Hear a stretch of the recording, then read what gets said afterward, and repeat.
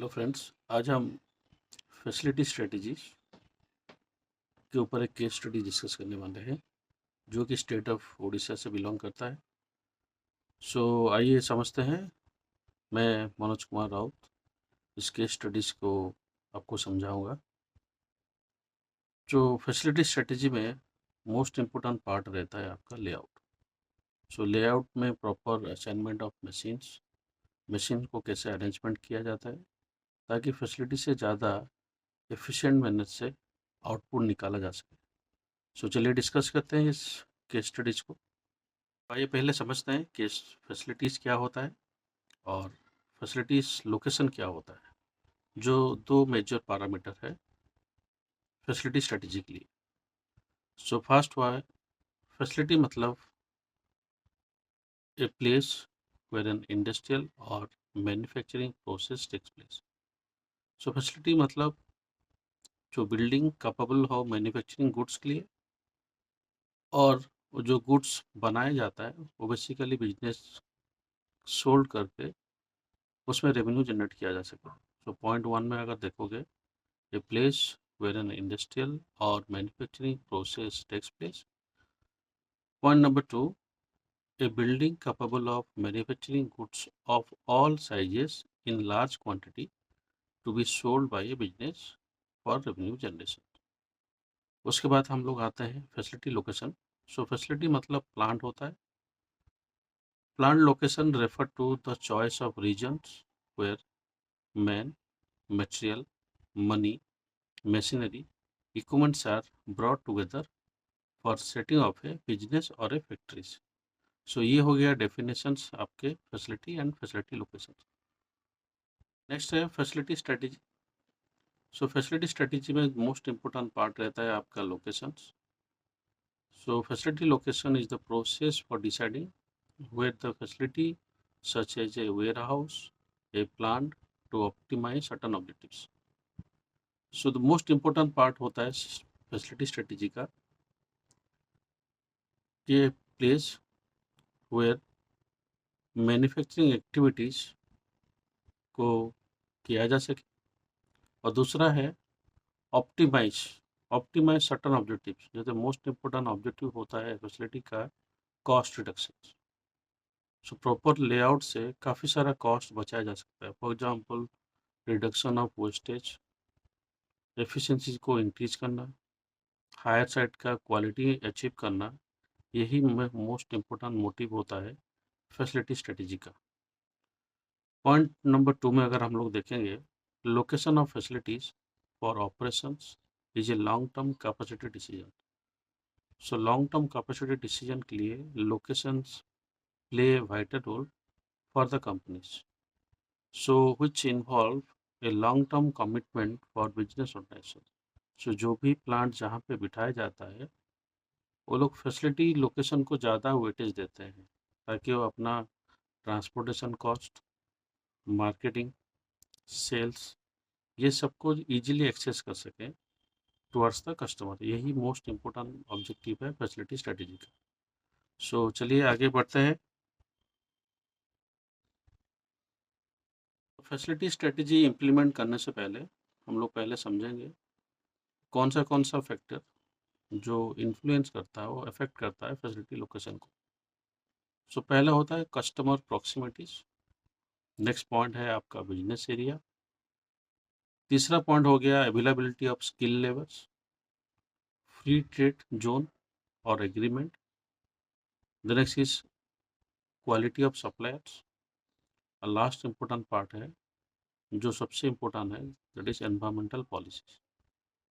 यही मतलब 6 पॉइंट को ले पॉइंट ज़्यादातर facility location factors, and these factors are basically influence the choice of or implementation of facility strategies for a companies। दोस्तों, आज हम एक कोच बिल्डिंग और बस बिल्डिंग कंपनी के ऊपर डिस्कस करेंगे, how they have implemented the facility strategies. ये कंपनी का नाम है IBIEL एंटरप्राइज लिमिटेड कंपनीज। और ये स्टेट ऑफ उड़ीसा से बिलोंग करता है और ये लोकेट करता है कटक डिस्ट्रिक्ट से। So this company is very famous for manufacturing of non AC buses, luxury buses, AC bus and rental, that is taxi car buses, and ये कंपनी स्पेयर पार्ट भी मैन्युफैक्चरिंग करवाता है। सो इस कंपनी को कौन स्टार्ट किया था, कैसे स्टार्ट किया था, अगले स्लाइड में कंपनी की हिस्ट्री के बारे में जानेंगे। सो IBL Enterprises is the only one company in the state of Odisha who got ARAI certificate. It means Automobile Institute and Research Association of India certificate. सो ये सर्टिफिकेशन जिसके पास रहता है वो कंपनी किसी भी चीज़ को कस्टमाइज कर सकता है, खास करके बस कस्टमाइज सर्विस। सो आइए जानते हैं इस कंपनी के बारे में। So IBL enterprises located Jagatpur industrial phase 1, Cuttack, state Odisha. और इस कंपनी को स्टार्ट किए थे mister Sudhir Pareek during 1970। So during the initial period they convert truck chassis into luxury buses. So अब अगर इस इमेज को, पहला इमेज को प्रॉपर्ली देखोगे तो उस समय टाटा मर्सिडीज बेंच का कोलैबोरेशन था और टाटा मर्सिडीज बेंच कोलैबोरेशन में खाली ट्रक बनाया जाता था। तो उस हिसाब से ये कंपनी काफ़ी सारे मतलब ट्रक चेसिस को पब्लिक ट्रांसपोर्टेशन बस में कन्वर्ट किया कर देता था। सो आप लोग सेकंड इमेज अगर देखोगे, ट्रक चेसिस को बस चेसिस में कन्वर्ट किया गया और public transportation. The next, it is the first company in Odisha which approve automotive resource association of India, जो पुणे में लोकेट करता है। सो ये ऑर्गेनाइजेशन बेसिकली सर्टिफिकेट प्रोवाइड करता है काफ़ी सारे कंपनी को, जो कंपनी कस्टमाइज वर्क करते हैं, जैसे ट्रक चेचिस से लेके बस चेचिस कन्वर्सन और कारावेन बनाना, अदर यूटिलिटी बस बनाना, ऐसे ही काम ये कंपनी करता है। So currently the company is run by the third generation of owner. So उनके बच्चे, बच्चे के पोते आज के डेट में इस कंपनी चलाते हैं। कंपनी का इम्प्लीमेंटेशन अगर आप लोग देखेंगे फैसिलिटी स्ट्रेटजी में, तो उनके पास लिमिटेड स्पेस है जिस स्पेस को उन्होंने प्रॉपरली ऑप्टिमाइज किया है अपने बस बिल्डिंग के लिए और बस मैन्युफैक्चरिंग के लिए। सो नेक्स्ट पॉइंट है proper layout of machines and equipments. So अगर आप प्रॉपरली लेआउट करोगे उसमें आपका ऑटोमेटिकली एफिशिएंसी बढ़ेगा और काफ़ी सारा मतलब प्रोडक्ट इफेक्टिवनेस ऑब्जर्व किया जाएगा, जो लीड करता है क्वालिटी ऑफ मैन्युफैक्चरिंग, खास करके बस मैन्युफैक्चरिंग में। पॉइंट नंबर 3 अगर आप लोग देखोगे, manufacturing based on fix position layout. So fix position layout मतलब ये होता है कि आपका लोकेशन फिक्स है जहाँ पे रिसोर्सेज को एलोकेट किया जाता है। जैसे मान लीजिए आप घर बनाते हो तो लोकेशन फिक्स है।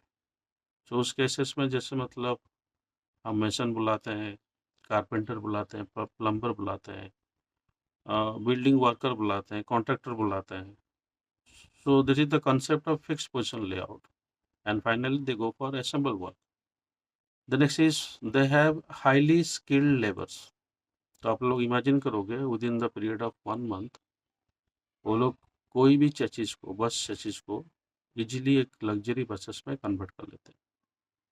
तो ये सब हो पाता है because they have highly skilled labours. The next is use computer aided design and graphics. So आजकल की डेट में, प्रीवियसली क्या होता था, इंजीनियरिंग ड्राइंग यूज किया जाता था बस layout, but due to use of computer-aided design and graphics, you can easily provide outer color graphics, interior designs, the layout of your bus bodies. ये सब easily हो जाता है AutoCAD से।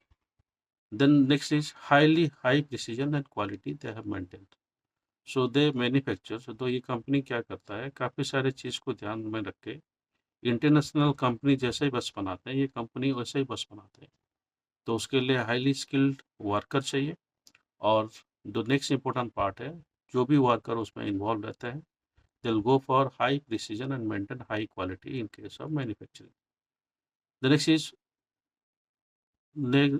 Next one is on-time deliveries. So in case of on-time deliveries, if you go for, और आप लोग अगर जाओगे उस कंपनी के हिसाब से, मान लीजिए कोई कस्टमर ऑर्डर करता है और उसको ऑन टाइम डिलीवरी हो जाता है बसेस का, so you can easily find more amount of happy customers.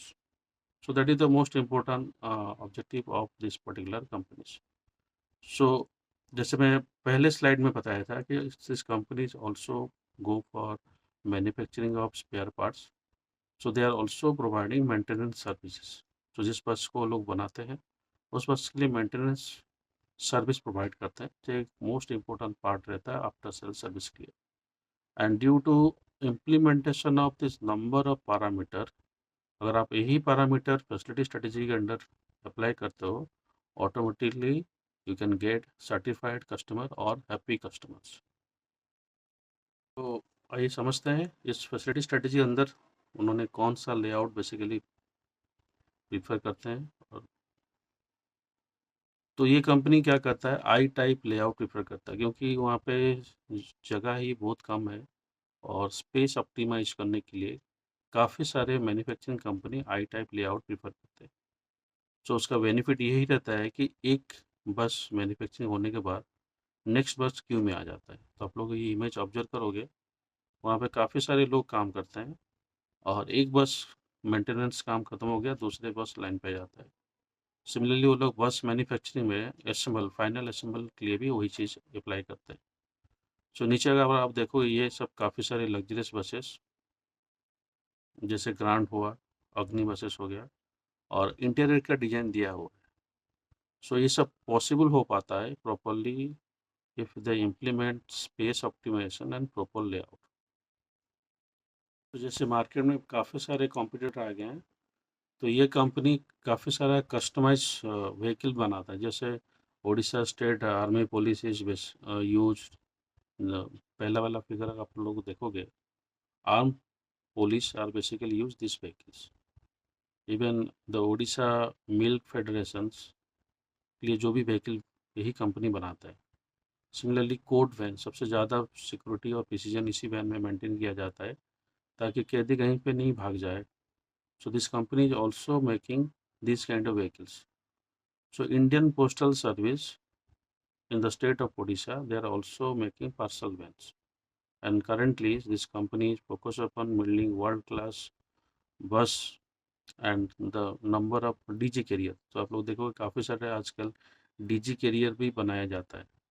तो कंपनी अपने लिगेसीज 1975 से लेकर आज तक वही चीज़ मेंटेन किया हुआ है।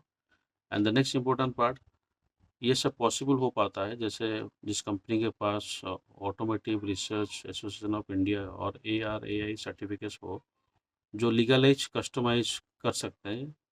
सो यही कंपनी के पास वही सर्टिफिकेट है। इसी वजह से ये कंपनी काफ़ी सारे चीज़ जैसे फैसिलिटी स्ट्रेटेजी हो गया, मास कस्टमाइजेशन हो गया, प्रॉपर लेआउट हो गया, हाई प्रिसीजन हो गया, क्वालिटीज़ हो गया, आफ्टर सेल सर्विस हो गया, यही सब चीज़ प्रोवाइड कर पाता है।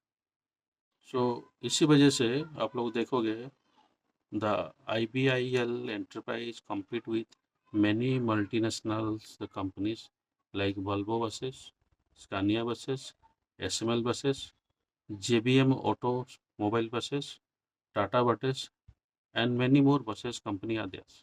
And since वो कंपनी अपने लीगेसी 4th जनरेशन तक भी मेंटेन करेगी। सो आई होप ये केस स्टडी आपको अच्छा लगा होगा, खास करके implementation of facility strategies, how they have implemented the I-type layout for manufacturing as well as for maintenance work। Video अगर आपको अच्छा लगे, चैनल को लाइक, शेयर और सब्सक्राइब कर दीजिए। Thank you.